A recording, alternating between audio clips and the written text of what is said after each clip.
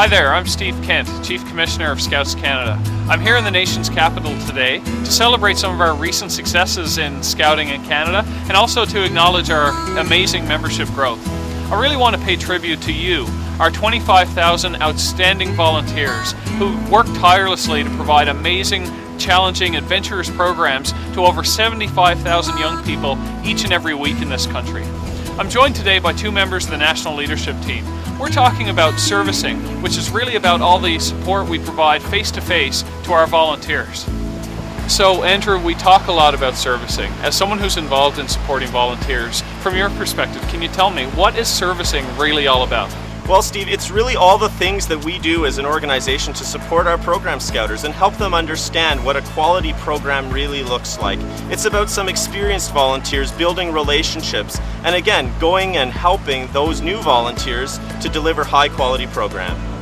Kathleen, servicing, qu'est-ce que c'est? Oh, c'est important, Steve. C'est la formation et l'appui qu'on donne aux bénévoles qui fait qu'on est capable d'offrir un programme de qualité à tous nos jeunes.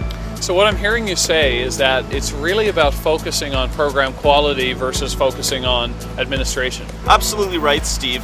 I mean, we believe that if we're going to continue to grow and add new members to our organization, that we're only going to do that if we can offer good quality programs on a consistent basis. And not all of our volunteers come to us with the skills and tools necessary to do that, and we need to help them. So if that's the case, it seems like our leaders really need help with program planning in advance of their section meetings, and our service scouters really need to be part of that planning process with our leadership teams, and when they go to actually visit sections, they need to be directly involved as if they were a member of the section leadership team. Absolutely, this is far from a checkbox exercise. We need our service scouters to roll up their sleeves and actually lead by example, and by doing that, they can motivate other scouters to up their game and deliver a higher quality program.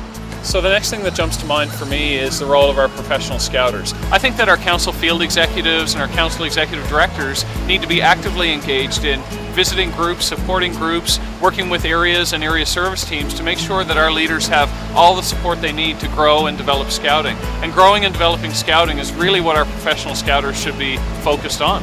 So how will all that work together? How can we understand everybody's role? That's a really good question, Kathleen, but I think rather than talking about it, we should probably just get out there and see what's actually going on. Sounds like a great idea. Let's go. OK, allons-y.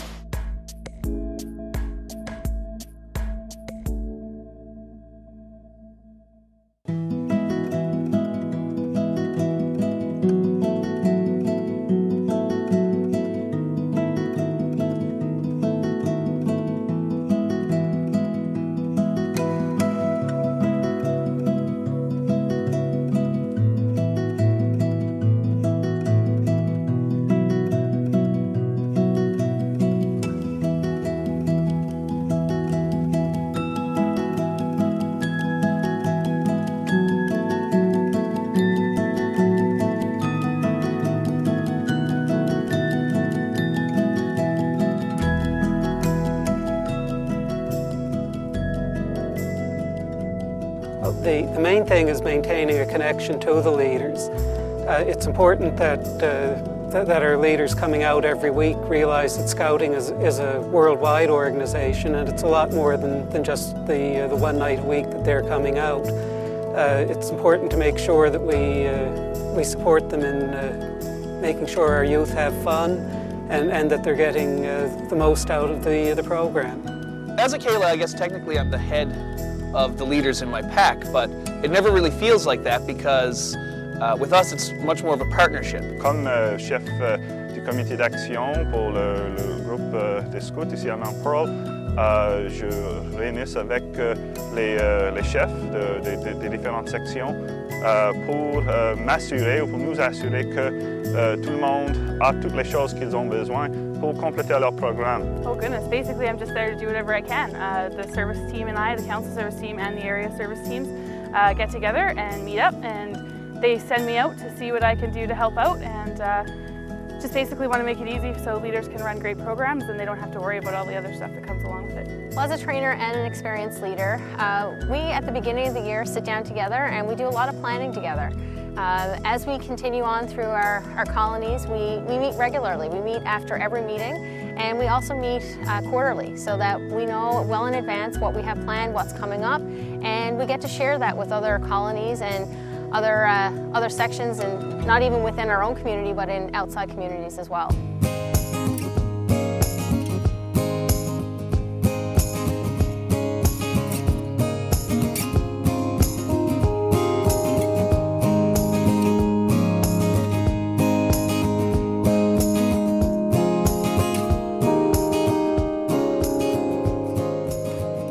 One thing I'd like to share is how we've been able to leverage the interaction between the Hawkeyes, so the section leads coming from the different beaver groups.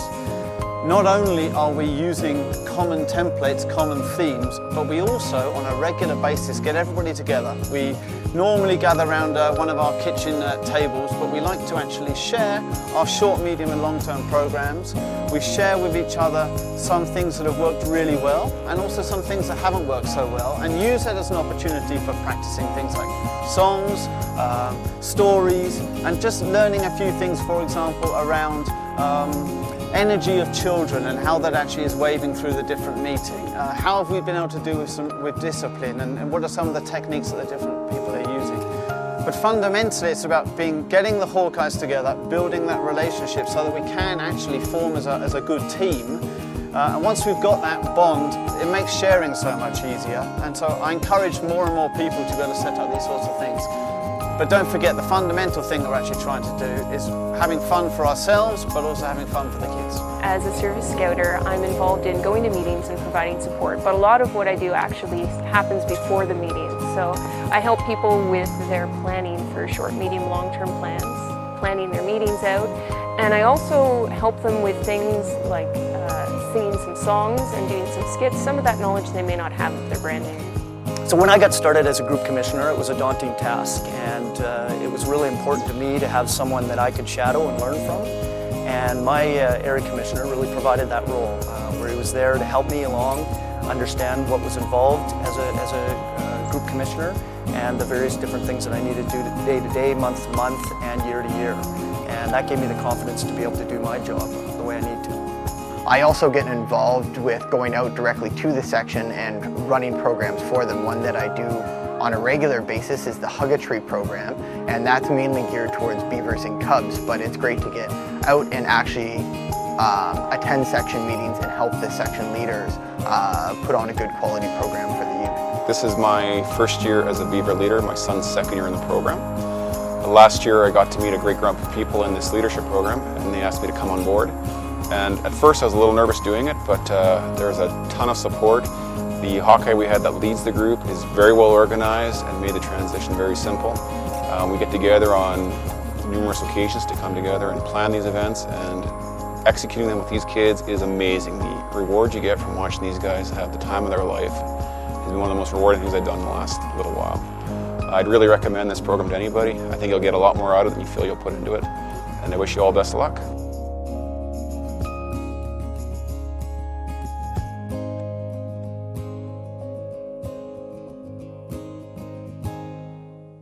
On doit s'assurer que tout le monde sait ce qui se passe à l'extérieur. Il y a tellement de travail qui se fait. Absolutely. We also need to let our people know that we now have servicing standards that are very similar to the kinds of standards we have in place for quality section programs as well. So really what it entails is that the area should be providing really meaningful support to the group at least 3 times annually. It means that area commissioners, area service team members need to go and visit the group at least a few times a year. It also means that there should be interaction between the area commissioner and the group commissioner at least a couple of times face-to-face throughout the scouting year, and that the group actually takes part in a group committee meeting with support from the area level at least once a year as well. Don't forget section servicing, Steve. I mean, fundamentally, we have standards there too. We expect our group commissioners to visit each section at least 3 times a year. We expect them to help those new scouters, connect them with resources. We don't expect them to be super scouters, but we expect them to connect those people so that they know what they're doing. And fundamentally, working together as a team, we're going to build that confidence that we need, and we're going to get the high quality program that we're all looking for. So, now that we know what servicing entails, we really need to all work together to make sure it becomes a reality for every section in this country and for every one of our leaders in this country. I really believe that our program quality, and in fact, the future of this movement depends on it. So if you're passionate about growing Scouting like I am, I challenge you to get involved, to be a Service Scouter, to help recruit alumni to be involved as Service Scouters as well. Join your area service team and help make this a reality. Thanks so much for what you do for Scouting.